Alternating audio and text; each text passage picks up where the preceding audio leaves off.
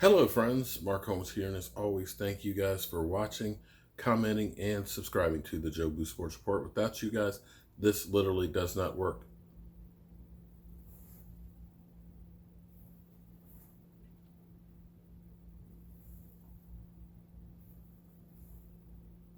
Do you see Will Cain's teeth kind of fluttering there, or is that just me? I don't see it when I look back there, but I see it in the camera. Okay. It's one of those strange days. It's Monday. I hope you guys tune in tonight for our live stream because we're going to have a lot to talk about.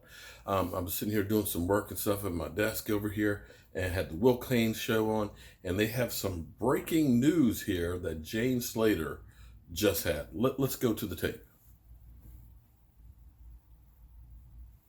It's him that the ends justified the means. First, he's talking about Antonio Brown. And then the means become the ends. You get this over and over and over again. You get Antonio Brown. Breaking news. Breaking news about Antonio Brown from our... I thought it was going to be Tom. No, from... Something happened to Tom's house.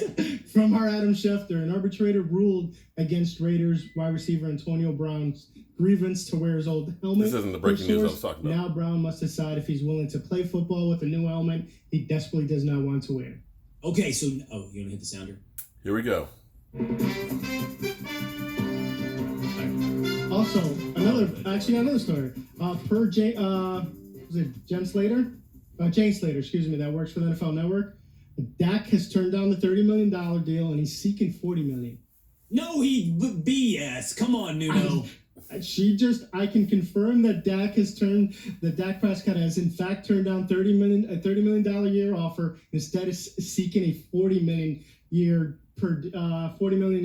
per deal. Okay, I need a real breaking news anchor on this. That does not come with the sufficient level of credibility for me to believe that. I'm talking about Nuno, not Jane Slater. I'm talking about Nuno telling me, I need to read this with my own eyes. You're telling me Dak wants $40 million.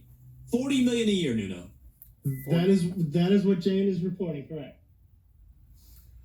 $40 million. So saying this is negotiated, and the number, if it gets done, will likely be closer to 34 to 35.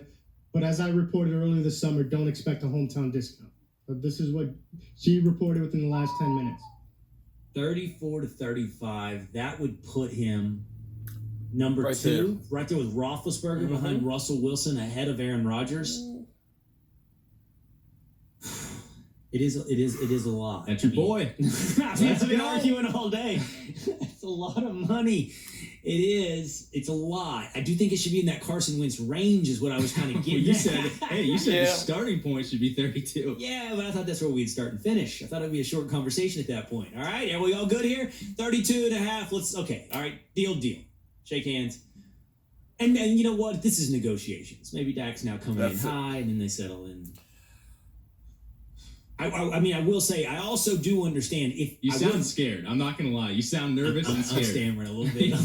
He said $40 million. The man said $40 million, and he had that breaking news sound and everything. It made it sound like ABC News was breaking in. It's yeah. I'm gonna need a commercial break. That's what I'm gonna need here. I mean, there are worse things in a hometown discount, Dak. I'll just say that. I mean, he is Tom Brady. There's a reason he's Tom Brady. I'm not saying giving up, a third like Tom Brady, but I'm just saying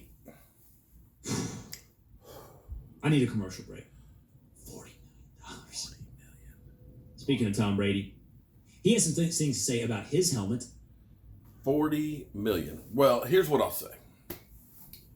Negotiations. You put a number out there. You put a number out there because if you go in and say, you know what, I'll get 31. They'll say, okay, we'll give you 31 and a half. We'll split the difference. Boom, we're done. So, it's negotiations. How many times have we heard that the sides are far apart? Well, Cowboys say 30. Dak says 40. So let's call the whole thing off and meet in the middle. So you're maybe around Russell Wilson, above Carson Wentz. And I'll be honest with you. If I'm Dak, I'm not taking less than Carson Wentz.